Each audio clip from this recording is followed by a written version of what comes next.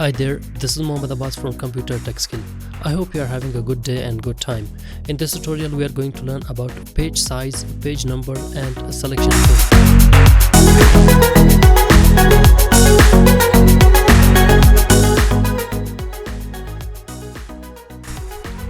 So let's try to understand about page size or page setup that is present there. And also we're having group, and we're also having a range in which I'll be teaching you selection pane and some more options. So let's try to understand about the margins. So we need to be typing some sort of formula or maybe text.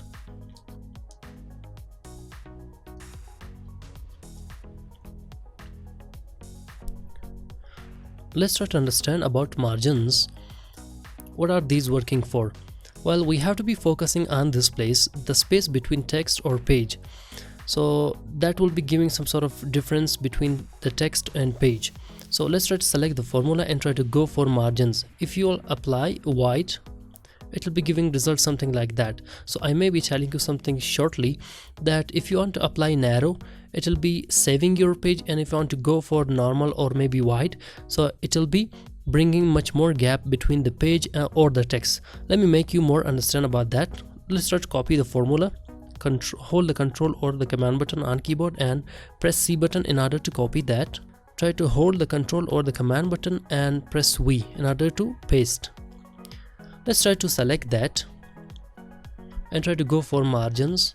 If you go for normal, see, it will be saving most probably the page, and if you want to go for wide, it will not be saving your page that way. So if a space is being brought there or there, it means it's not saving the page. Let's try to understand about the page size. What is the importance of page size? Well, this is sometimes so much important to understand that what is page size. So let me go to page size. There are many more things like A3, A4, A5, letter, legal, and much more. You either have to be going for letter size or A4 size. I may be going for A5 size. It is much more smaller and lengthier. And if you want to go for A3, it is much more bigger than the A4. So you have to be going for A4 size in order to print your page so much properly. And most probably we're having some sort of printers that will accept A4 size or maybe letter size. So if you want to go for A3, you must be having some sort of different pages or some sort of different printers. So that is what I can tell you about page size. Let's try to go and utilize columns. Let's try to copy the text and try to paste it and try to select that. Let me zoom it in a little bit and try to go for columns. 2, it will be separating your text to 2 columns, and 3, it will making your text into 3 columns. Left, you can have the results by clicking on any of these options. And let's try to utilize bricks option that is present there. Try to click in the middle of the formula or in the middle of the text or whatever you have in order to understand about brick that is present there. If you want to go for page, you can go for this one, and it will be breaking your page in the middle. Means half of the portion or wherever you have clicked, that area will be copied to another, or that area will be going to another page, and the rest of the part will be remaining on its own place. It means it will be breaking your page. And let's try to go for columns. All of these options are most probably same, but there is a little bit difference to one another. If you want to go for column, see, it is something also cutting or breaking your page from the place where you have clicked. And if you want to go for this option, it is also something like this. Let me go to next page. It's also something giving the same result which I have just explained. Continuous, E1 page, and try to go for odd page.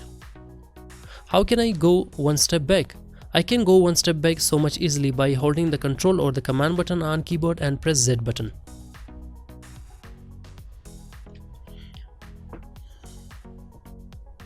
And let's try to understand so much useless group that is present there in paragraph. According to me, that is so much useless, but you may be using or you may be utilizing that in so much beautiful and easy way. If you want to click that, see, it is something that is related to indent. It is something I may have taught you in the first class of the Microsoft Word. Let me give a small indication to you by going to home and telling you something about that. I think so this is something which I have taught. No, this is, I think so, the same option.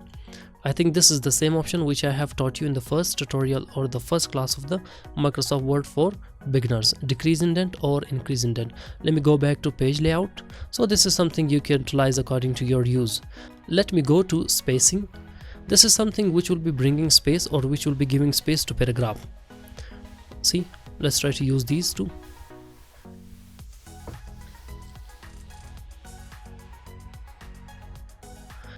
And let's try to utilize these options that are present there. Why are not these working? Well, the reason these are not working is because we need to be bringing any sort of shape. Let's try to go for shape and bring any of the shape and paste it there in the middle of the text and try to go back for page layout. Now see, it has started working. Position, it is something that is related to position. If you want to position your shape anywhere you want.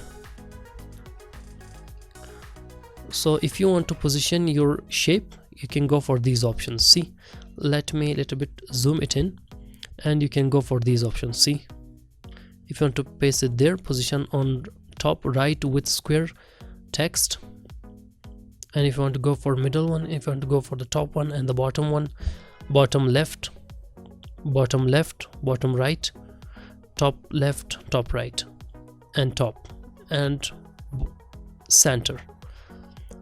Let's try to go and use this option. See, these are also related to the same option, most probably same option, but there is a little bit difference. Let me zoom it in a little bit in order to make you understand furthermore. If you want to go for this option, behind text, if you want to bring your shape behind the text, you can go for this option, and you want to bring that in front of text, you can go for this option. Well, this is some time needed if you want to use behind text, so you can go for this option.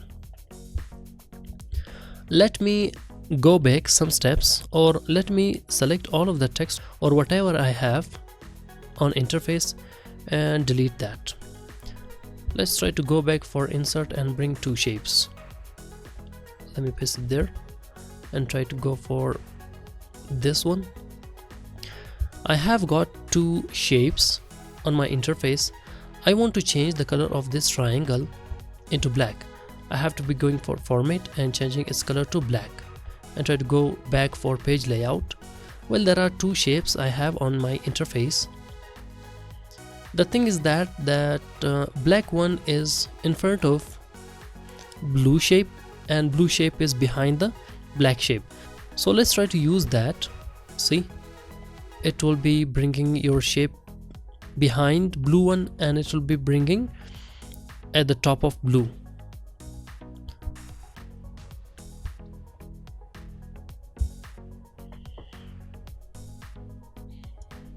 Let's try to go for selection pane, and this is something in which you'll be having command on your shapes. For example, if you want to hide your shapes, you can go for hide all. If you want to show your shapes, you have to be going for this option. And there are two eyes, if you can see. If you want to click on that, it will be hiding the shape individually, or if you want to go for that, it's also something which I have just explained. And if you want to rename that, you have to be double clicking on that and selecting that and type black one. And if you want to, and this is something that was related to hiding or showing your shapes or renaming your shapes. Let's try to delete one of the shapes. I have to be deleting black one and selecting the blue one. Now you can observe that this is located somewhere there. If I may go for align option, align left, align center, it will be bringing shape to the center. It will be bringing shape to the center. If I may go for align right, it will be bringing to right side. Align top, align bottom. Let me zoom it out a little bit. align middle, align center, align left, align right, align top, align bottom. So this is something you can use and understand it so much easily. Let's try to use for this one, distribute horizontally and distribute vertically.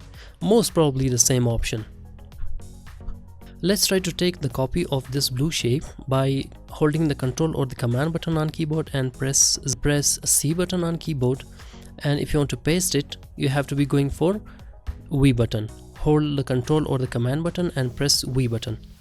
Now what I have to do is to make you understand about these two shapes, that how can you make that group, or how can you bring that into one group. So you have to be selecting that, and if you want to select the second shape, you have to be holding the shift button on keyboard and click on the second shape to go for group option and group that. Now it has come into one group. If you want to separate that, you have to be going for ungroup. See, this is something I have ungrouped it. So let me a little bit change the size of this one and delete that. Now if I may go for rotate option and also rotate that. Well, if I may tell you why is this not working, this option is not working. This is not working because I have not selected the shape.